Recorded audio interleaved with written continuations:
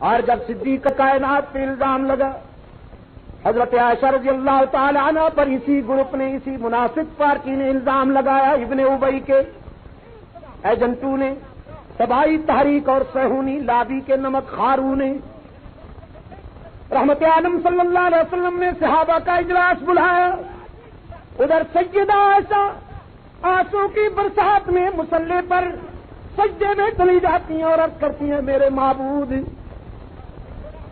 مجھے یہ تو شکوہ نہیں کہ مجھ پہ الزام کیوں لگایا گیا، اس لیے کہ مجھ سے پہلے معصوموں پر الزام لگائے جاتے رہے، لیکن میں تو یہ درد لے کے آئی ہوں تیری بارگاہ میں کہ جب موسیٰ پہ الزام لگایا کافروں نے تو نے برات کا اعلان کیا، جب حضرت یوسف پر الزام لگا تو نے صفائی کا اہتمام کیا، جب حضرت مریم پر الزام لگا تو نے صفائی کا اہتمام کیا، آج تیرے محبوب کی حمیرہ بھی روتی ہوئی آئی ہے، جب تک میری برات کا بھی اعلان نہیں ہوگا جان دے دوں گی، سجدے سے سر نہیں اٹھاؤں گی۔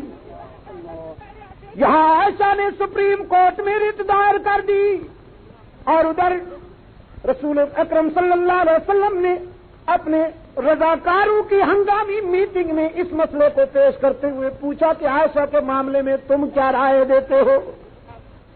حدیث میں آتا ہے کہ صدیقہ کائنات کے دکھ میں فرزندان عائشہ آنسو میں ڈوبے ہوئے ہیں، کسی میں کچھ کہنے کی جرات نہیں، سر نیچے کر کے سارے صحابہ رو رہے ہیں، چسکیوں کی آوازیں ہیں۔ رسول اکرم صلی اللہ علیہ وسلم نے دوسری مرتبہ فرمایا، تیسری مرتبہ فرمایا بولو نہ عائشہ کے معاملے میں کیا فیصلہ کروں؟ پھر ایک آواز آئی، اللہ کے رسول اگر آپ زیادہ کبیدہ خاطر ہیں تو آزاد کر دیجئے، پیغمبر کو بیویوں کی کمی تو نہیں۔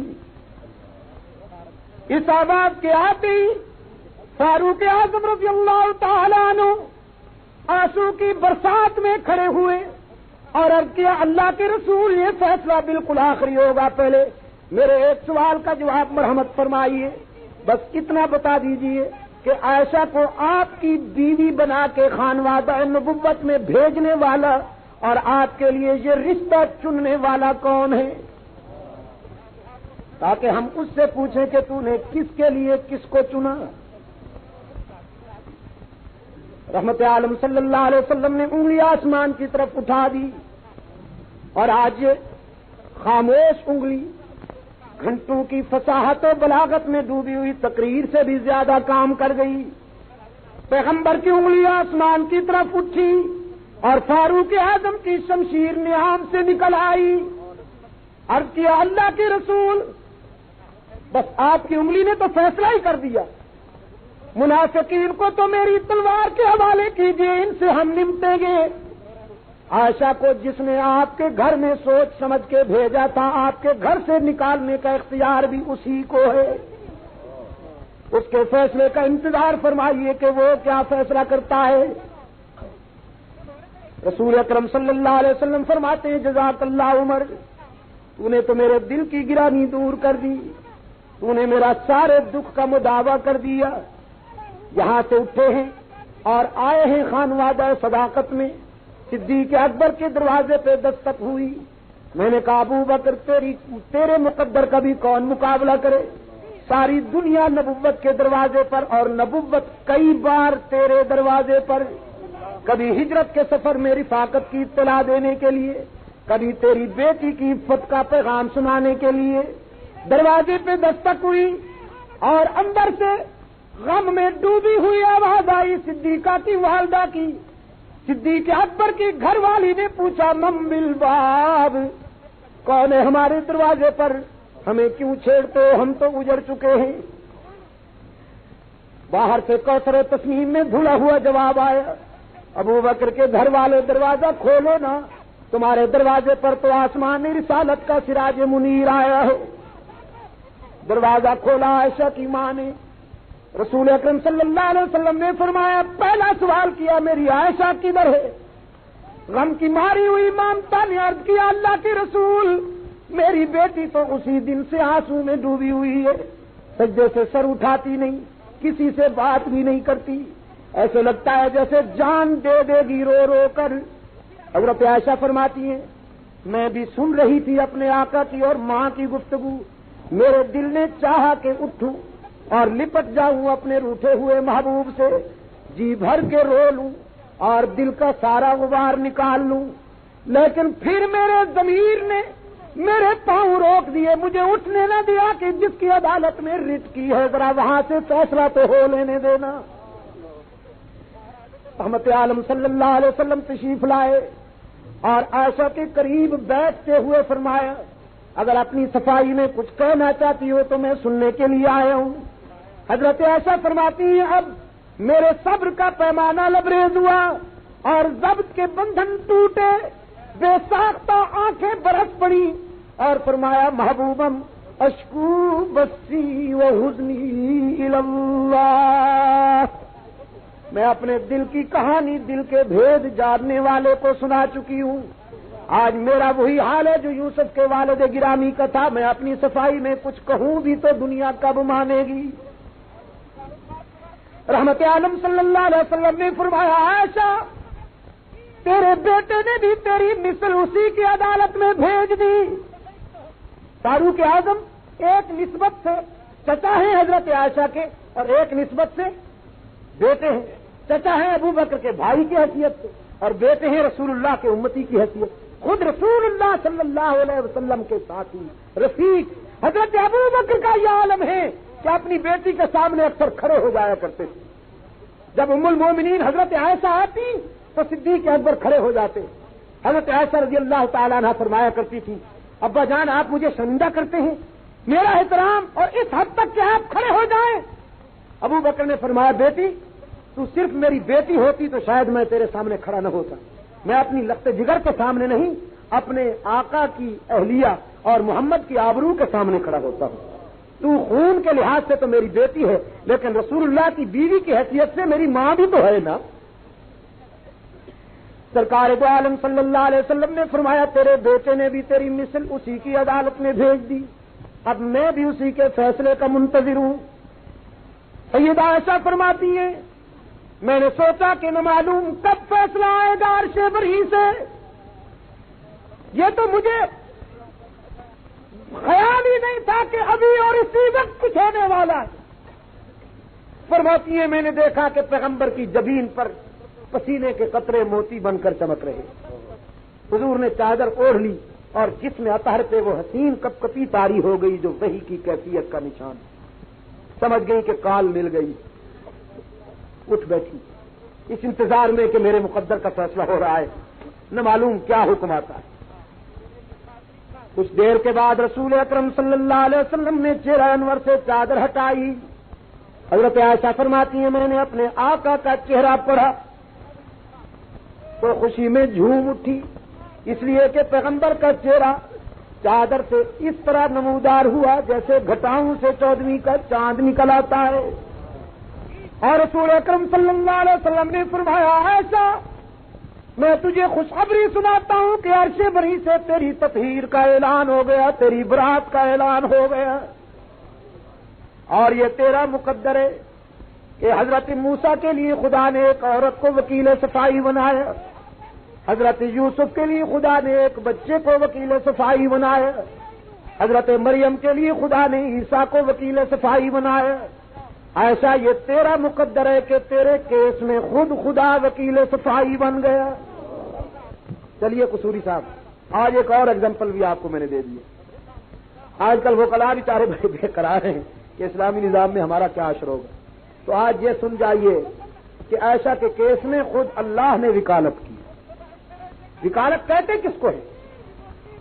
مظلوم کی حمایت کرنا اور سچائی کے چہرے کو بے نقاب کرنا, اسی کا نام وکالت ہے نا. رب العالمین نے فرمایا, الخبیثات للخبیثین, جرا ہو رہی ہے, الخبیثات للخبیثین والخبیثون للخبیثات والطیبات للطیبین والطیبون للطیبات.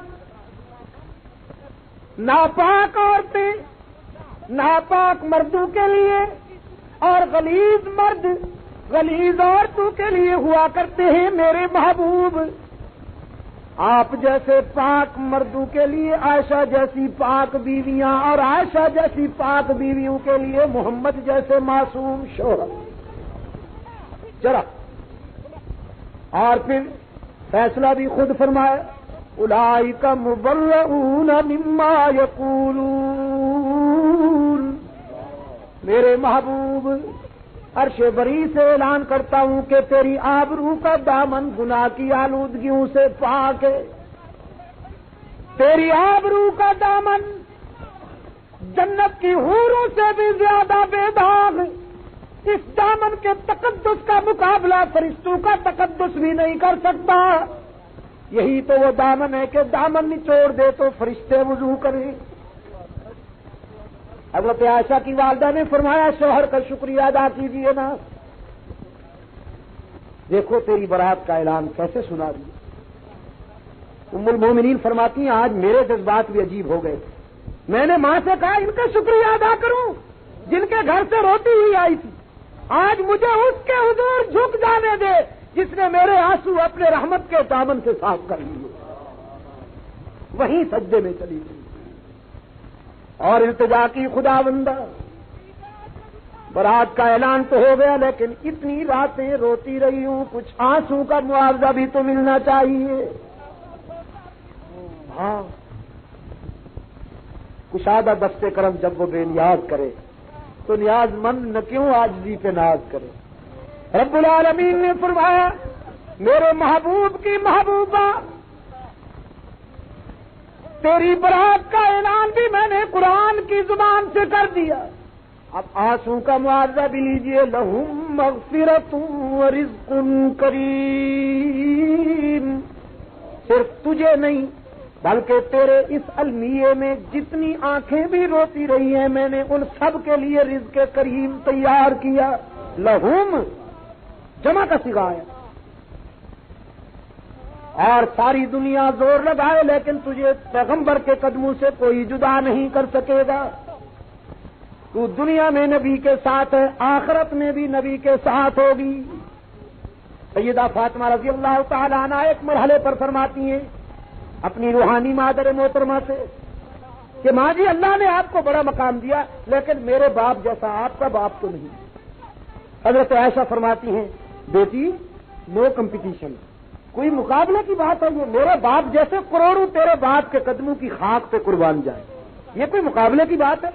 لیکن بیٹی اترانے کی بھی ضرورت نہیں، تیرے باپ جیسا میرا باپ نہیں تو میرے شوہر جیسا تیرا شوہر بھی تو نہیں ہے۔ حشر میں ہر بیوی شوہر کی انگلی پکڑ کے اٹھے گی، تو تو حشر میں اٹھے گی علی کی انگلی پکڑ کر، عائشہ اٹھے گی نبی کی انگلی پکڑ کر۔ اور ایک مرحلے پر سیدہ زینب سے فرماتی ہیں، حضرت زینب ام المومنین سے، اللہ نے آپ کا دامن بھی عظمتوں سے بھرا ہے لیکن وہ کون ہے جس کے بستر پہ قرآن اترا؟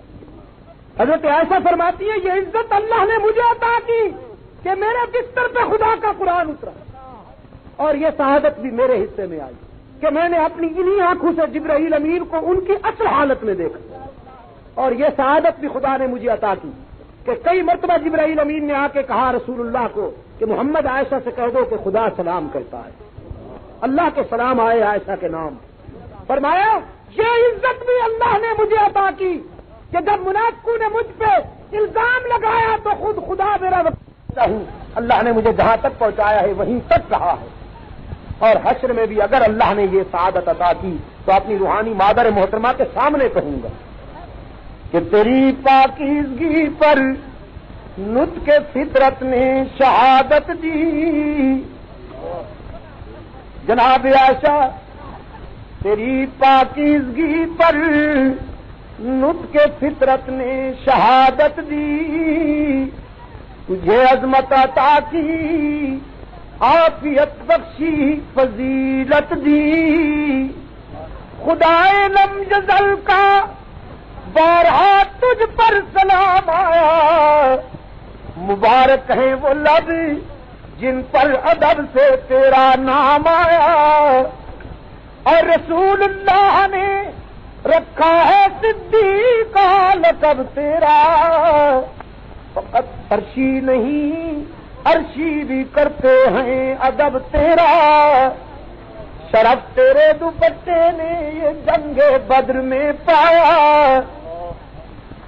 شرف تیرے دوپٹے نے یہ جنگ بدر میں پایا کہ اسے پرچم بنا کر رحمت عالم نے لہرایا۔ نعرہ تکبیر، نام عائشہ صدیقہ، ام المومنین عائشہ صدیقہ، اور تیرا حجرہ امین خاص ذات رسالت کا، بساط ارض پر ٹکڑا یہی ہے باغ جنت کا۔ اس کی وجہ ہے کہ اسی میں رحمت للعالمین رہتے ہیں، اسی میں رحمت للعالمین رہتے ہیں،